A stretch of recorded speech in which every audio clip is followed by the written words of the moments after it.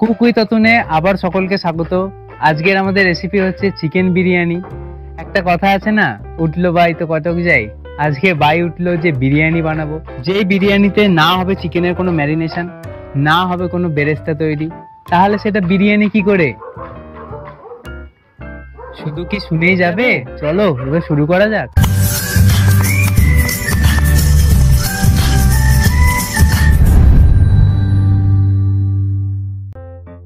প্রথমেই ওভেন জ্বালিয়ে বসিয়ে দেব বড় একটা হাঁড়ি। দেরি না করেই তাতে দিয়ে দেব সামান্য তেল আর ঘি। তাড়াতাড়ি, আহা কি ছন্দ! তেল গরম হলেই দেব স্লাইস করা পেঁয়াজ। ভাজবো ততক্ষণ যতক্ষণ না হচ্ছে বাদামি রং একদম।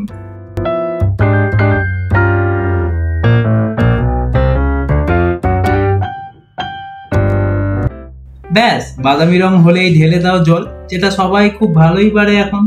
আরে আরে মজা করছি। যেটা তৈরি সেটাকে বলে পেঁয়াজের রস। তাতেই দিয়ে দেব কিছু গুঁড়ো মশলা, যেমন কাশ্মীরি লঙ্কা গুঁড়ো, বিরিয়ানি মশলা আর হলুদ গুঁড়ো। ব্যাস,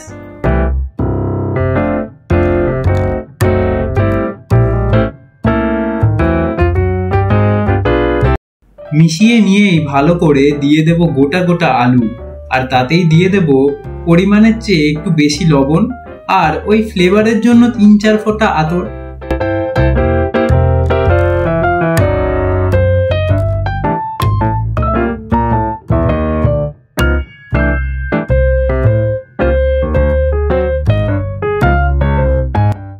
একটু ঢাকা দিয়ে ঝোল ফুটে এলেই ঢাকা খুলে দেব আদা রসুন বাটা। মিশিয়ে নিয়েই আবার দিয়ে দেব ঢাকা, যতক্ষণ না হচ্ছে 80% সেদ্ধ। সেদ্ধ হতে হতে শুনে নিন মহাশয় কি বলবেন একটু। আলুর প্রচলন কিন্তু বিরিয়ানিতে এসেছে বিরিয়ানি কলকাতায় আসার পরেই।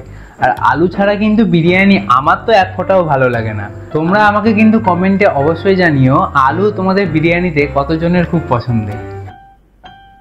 টুক করে একটু কমেন্ট করে দিও, মজা পাবে দেখো। এদিকে আলু কিন্তু আমাদের সেদ্ধ একদম পারফেক্ট। ব্যাস, আলুর গল্প শেষ। এবার পালা কিন্তু চিকেনের। চিকেনগুলো আমরা এই গ্রেভির মধ্যে দিয়ে দেব। আমরা চিকেনটাকে কিন্তু ম্যারিনেশন করিনি এই কারণেই, কারণ এই যে পেঁয়াজের রস আর এই যে মশলাপাতিগুলো আমরা এই রসের মধ্যে দিয়েছি, এগুলোই কিন্তু চিকেনের মধ্যে আস্তে আস্তে ঢুকে ফ্লেভারফুল হবে চিকেনটা। তাই আলাদা করে কিন্তু চিকেনটা ম্যারিনেশনের কোনো রকম দরকার নেই। এইভাবেই চিকেনগুলোকে ভালো করে এখানে সাজিয়ে দেবে। চিকেনগুলো দিয়ে দেওয়ার পর কিন্তু আর আলাদা করে জল দেবে না, কারণ চিকেন থেকে কিন্তু অনেকটা পরিমাণেই জল আস্তে আস্তে ফুটতে ফুটতে বেরিয়ে যাবে। চিকেনগুলো কিন্তু আমরা ওই গ্রেভির মধ্যে দিয়ে দিয়েছি। এবার চিকেনগুলো কিন্তু ওই গ্রেভির মধ্যে দেওয়ার পরেই আমরা এরপরও স্বাদ মতন কিন্তু একটুখানি লবণটা এর মধ্যে দিয়ে নেব। স্বাদ মতো লবণটা এখানেও একটা কারণেই দিয়ে দিতে হবে, কারণ চিকেনের মধ্যে নয়তো লবণ কিন্তু ঢুকবে না।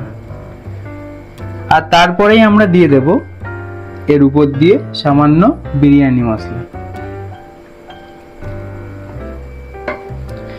দিয়ে ভালো করে কিন্তু আমরা এটাকে মিশিয়ে নেব।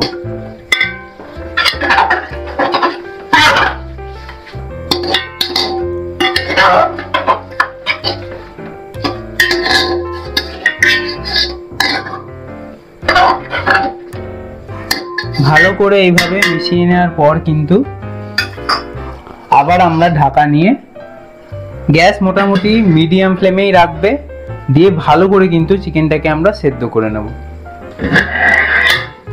ব্যাস, চিকেন কিন্তু আমাদের সেদ্ধ হয়েই এসেছে। আর কি খাসা জল বেরিয়েছে।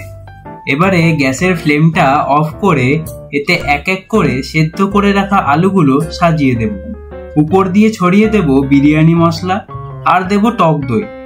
টক দই দেওয়ার পর ঘাটাঘাটির কিন্তু কোনো দরকার নেই, উপর দিয়ে একটু ছড়িয়ে দিলেই চলবে। ব্যাস, এবারে মাংসের হাঁড়ি সরিয়ে রাখো আর বসিয়ে দাও জল ভর্তি একটা হাঁড়ি। আর হাঁড়ির ঢাকনায় দিয়ে দাও 2-4টে তেজপাতা, লবঙ্গ, এলাচ, জয়িত্রী ফুল আর একটু বেশি করে লবণ। জল একটু গরম হয়ে এলে ঢেলে দাও সবকিছু হাঁড়ির মধ্যে। এখানে জলে ভিজিয়ে রাখা 1 কেজি বাসমতি রাইস নিয়েছি, যেটা জল ফুটে এলেই ঢেলে দেব হাঁড়িতে।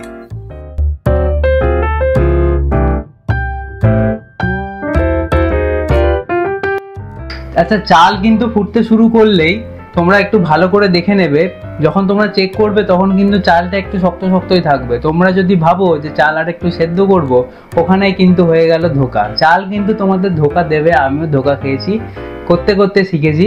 তোমরা কিন্তু চাল ফুটে যাওয়ার পরেও চাল একটুখানি শক্ত থাকতে থাকতেই কিন্তু ওই লেয়ার করে দেবে মাংস আর আলুর মধ্যে, নইলে কিন্তু চাল একদম গলে পাক হয়ে যাবে, তখন বলবে আমি তোমাদেরকে বলিনি। যেমন বলা হলো, চাল কিন্তু ফুটে এসেছে, একটু চেক করে নিয়েই ঢেলে দাও পাশে রেডি রাখা মাংস আর আলুর হাঁড়িটায়, দিয়ে চারিদিকে ছড়িয়ে নাও ভালো করে।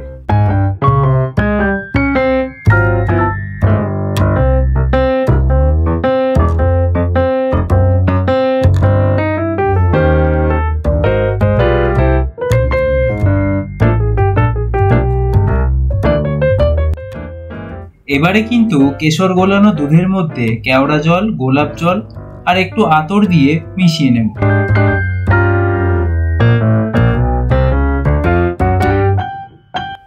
ব্যাস, এবারে হাঁড়ির মধ্যে ছড়িয়ে নাও বিরিয়ানি মশলা, কেশর গোলানো দুধ আর ঘি।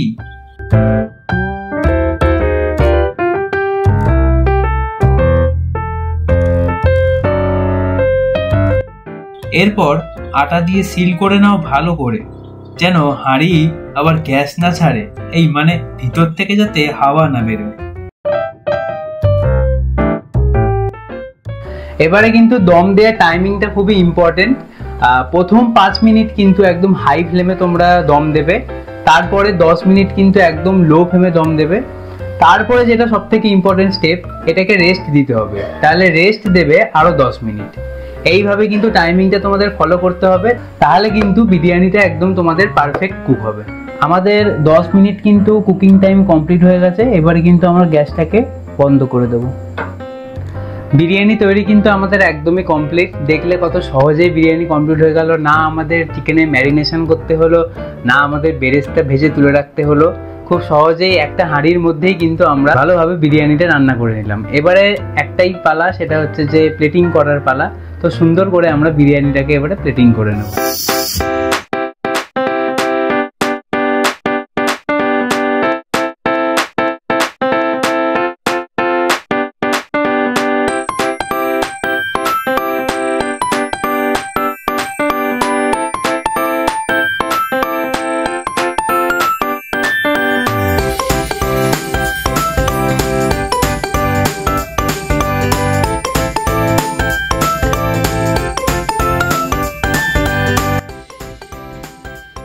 কি দেখে লোভ লাগছে তো? কিন্তু এরকম তো কোনো টেকনোলজি আসেনি যে আমি ফোন থেকে এটা ওখানে পাঠিয়ে দিতে পারবো। তাহলে কিন্তু অবশ্যই রেসিপিটা তোমাদের ট্রাই করতে হবে, তোমাদের বানাতে হবে, আর আমাকে কমেন্টে কিন্তু জানিয়ে দিতে হবে তোমাদের কেমন লাগলো। খুবই সহজ পদ্ধতিতে কিন্তু আমি দেখিয়েছি, অবশ্যই সবাই বানাবে। যদি এতদূর অবধি ভিডিওটা তোমরা দেখে থাকো, তোমাদের নিশ্চয়ই ভিডিওটা ভালো লাগবে। আর যদি ভালো লেগে থাকে অবশ্যই একটা লাইক করে দিও, আর অবশ্যই কিন্তু চ্যানেলটা সাবস্ক্রাইব করে দিও। আর হ্যাঁ, অবশ্যই কিন্তু এটা কিন্তু বানাতেই হবে। চলো, টাটা।